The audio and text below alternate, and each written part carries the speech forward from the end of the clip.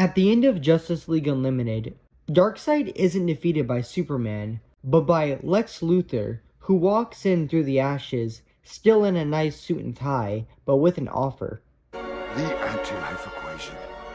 My gift to you. And they're both gone forever. Lex Luthor saves the world. And without the full story, it'll leave you with a lot of questions. Lex Luthor is either a character you'll love or get irrationally irritated with. His whole big cliche is, he's so goddamn rich so he can get away with everything.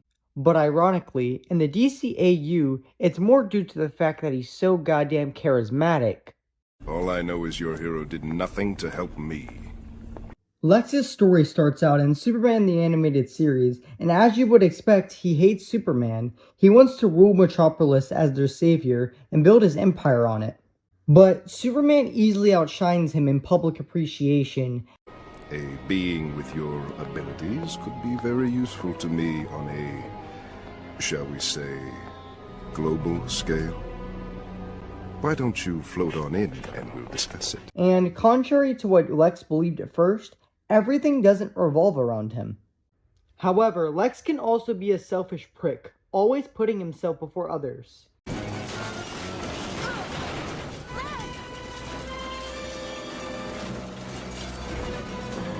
Even if it's Mercy, the most loyal person in Lex's life. These two key elements show cowardism and self-interest, which I argue is the start of Lex's journey. But ironically, this refusal to change is what leads Lex to start dying. In Justice League, the kryptonite Lex keeps with him at all times actually begins to radiate his body to the point of killing him. Remember that chunk of kryptonite you carried around for years? What about it? Kryptonite only affects you. Actually, we're finding that it can affect humans too, but only if they're exposed over a long period. So now he needs his own arc reactor on at all times. I would say this is the beginning of Lex's second act. His own mortality and fear of death is what holds power over his life, and is something he has to confront in order to change. Which leads us to the father stage, represented by Amazo, an omnipotent android who Lex tricks into fighting the Justice League. At first, he sees how utterly small and insignificant life is. But then he returns in Unlimited, and all the might of the Justice League aren't able to stop him. Death is coming for Lex. It's upon being small that Lex finally starts to see clearly. What is your ultimate purpose? What you're really asking is, what is yours? Lex can be a total dickbag, but his belief in making purpose for yourself is exactly what Amazo needed. What am I evolving into? What is my purpose? I must know! Tell me! There's no way to tell. And that's why I stay in the game. My purpose, if you will, is to see where it's all going. And you'll live forever. You'll be able to see it all. Is that my purpose? Simply to be a witness? We create our own purpose in life. Now go create yours. Lex saves his own life by solving Amazo's existential crisis. Told you we'd beat him. What do you mean, we? However, this is not Lex's culmination. It's actually through another person, another robot, Brainiac, who cures Lex of his cancer.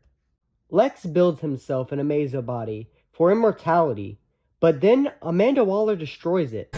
A nano disassembler beam. Your design, I believe. Arrogant cow! It'll take weeks to build myself another android body. After escaping, Lex asks Brainiac what he plans to do in the future. Brainiac just wants to accumulate all knowledge, but he lacks purpose.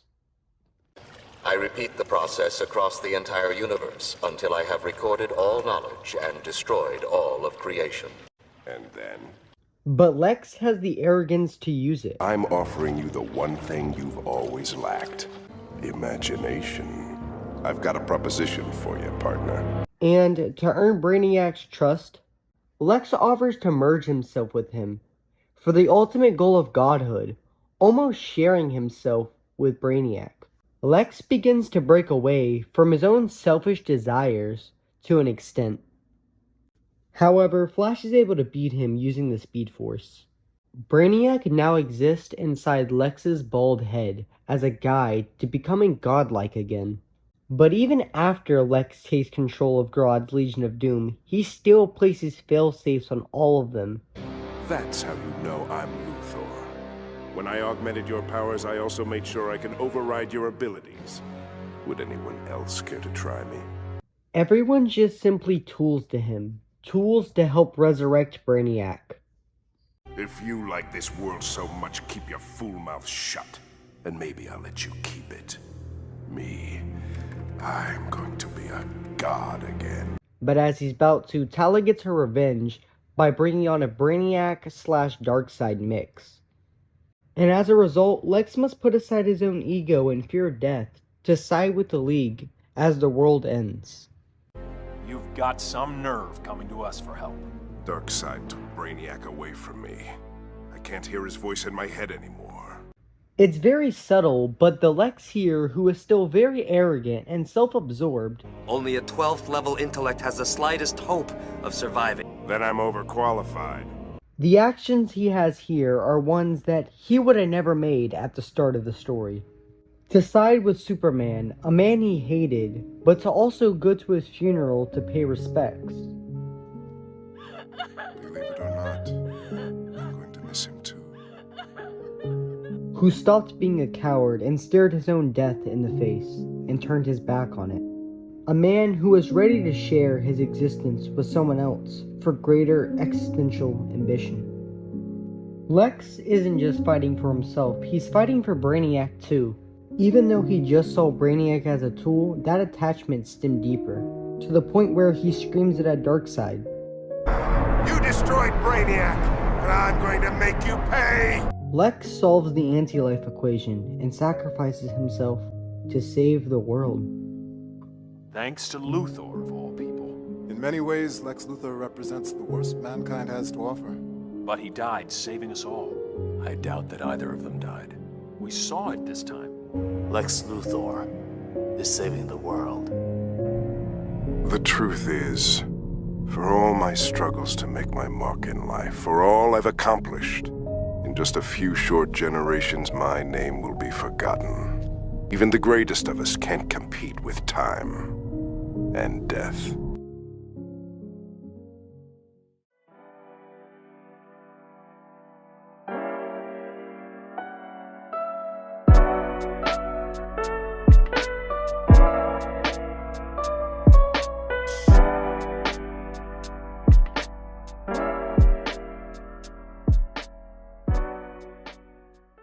In today's video, we're going to be talking about what made Batman Beyond: Return of the Joker such a good film. The Batman Beyond universe takes place in the future, where the original Batman, aka Bruce Wayne, is retired. He ends up passing the mantle to a young Terry McGinnis. Funny enough, actually ends up being Bruce Wayne's biological son. But that's a topic for another video. In the show Batman Beyond, we're shown some of the new Batman's rogues gallery, including the likes of Ink, Shriek, and Yukare. But one thing the show was always missing was the Joker. There was a gang started called the Jokers following his death, but they were just a bunch of teenagers. They didn't have the same impact the original Joker did. Now, I did say the Joker was dead, and that statement still reigns true, kind of. So it turns out one night, while Tim Drake, aka the Third Robin, was on patrol, he was kidnapped by Harley Quinn and the Joker. They then pursue to beat and torture Robin, and by the time Batman is finally able to find him, his mind is already broken from the psychological trauma and was turned into a mini version of the Joker.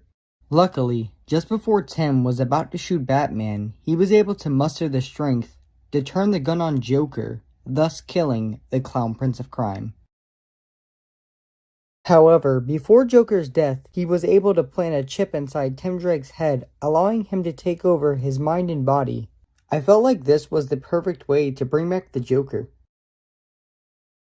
If I had to point out one flaw I didn't like about Batman Beyond, it was, in the show, they did a piss poor job of establishing and creating threats for the main character, which is a shame because the show actually established an interesting and likable lead. And honestly, Terry's the only other Batman I enjoy seeing besides Bruce. Let me go down the list for you. I don't like Damian Wayne because he doesn't fit or even deserve the role of Batman. I don't like Dick Grayson becoming Batman because he's already made a legacy as Nightwing, and at this point, it just seems like he's going backwards. And Tim Drake, I don't know. He just feels a little bit too bland to be the Dark Knight for me. But Terry was the perfect next generation Batman, and that's because he wasn't just the second coming of Bruce Wayne. He's not just Batman, but with a new secret identity. He's doing things completely different. He handles himself in a completely different manner than Bruce ever did. He's intelligent like the Bat who came before him, but he has an entirely different strategy than the Caped Crusader. His wit and sarcasm is much different from Bruce's stoicism. Terry can walk the walk, and also talk the talk, and in the end, that's how he manages to defeat the Joker. He beats the Joker by out-talking him. He gets inside the Joker's head. Show yourself! You make me laugh. But only because I think you're kind of pathetic. Stop that! And if you would have told me some new kid would wear the Batsuit and manage to manipulate the Joker by beating him at his own game, I wouldn't have believed you. Except here in execution, it works very well. The Joker's anger and obsession with the original Batman has never died down. I don't believe Joker would have ever seeked out such a life of crime and madness if it hadn't been for Batman accidentally creating him. He was in a lot of ways his muse, so here his whole plan is to get back at Bruce. He doesn't have any gripes with the new Batman outside the fact he's not the old Batman. He's just trying to use Terry as a pawn to get inside Bruce's head, just as he did with Tim Pryor, and just like he did with Jason and the comics before this. But all the while, he doesn't understand that he's not dealing with a sidekick. He's dealing with a whole new Batman, and one that he's not so familiar with. If this was a copy and paste second coming of Bruce Wayne, the Joker probably would have had a better shot of his plan. But he fails miserably because his calculations are way off. Sure, like the Robin who came before him, Terry was taught under Bruce, but he didn't always follow Bruce's protocol. He took some of what he learned from Batman and combined it with some of the stuff he already knew, all the while applying his own personality to the mantle throughout his fight. The Joker gets more and more aggressive, declaring Batman wouldn't do this or Batman wouldn't do that, but he would, because Terry's now Batman. The Batman the Joker knew is not the Batman he's fighting today. Case in point, Terry fights dirty and uses underhanded methods to get the upper hand. What are you doing? Fighting dirty. The real Batman would never... And unlike Bruce, who didn't have the time of day and wouldn't entertain Joker's awful jokes, Terry not only indulges him, he also clowns on the clown himself. So you fell in a tank of acid, got your skin bleached, and decided to become a supervillain. What? You couldn't get work as a rodeo clown? He manages to get under the Joker's chemical-induced pale skin like no one ever has. And when Joker's given a taste of his own medicine, as it turns out, it's kinda sour. And just when Joker thinks he's finally got Batman, he accidentally lets his guard down, allowing Terry to use Joker's own joy buzzer on him, destroying the chip inside Tim Drake's brain. Laugh it up now, miserable little punk. Laugh! I can't hear you!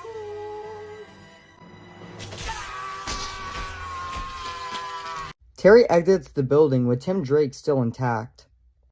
Tim is finally properly introduced to Terry by Barbara from his hospital bed, and they're visited by Bruce. It's a happy-ish ending to a group of people who truly deserve it. I've been thinking about something you once told me, and you were wrong.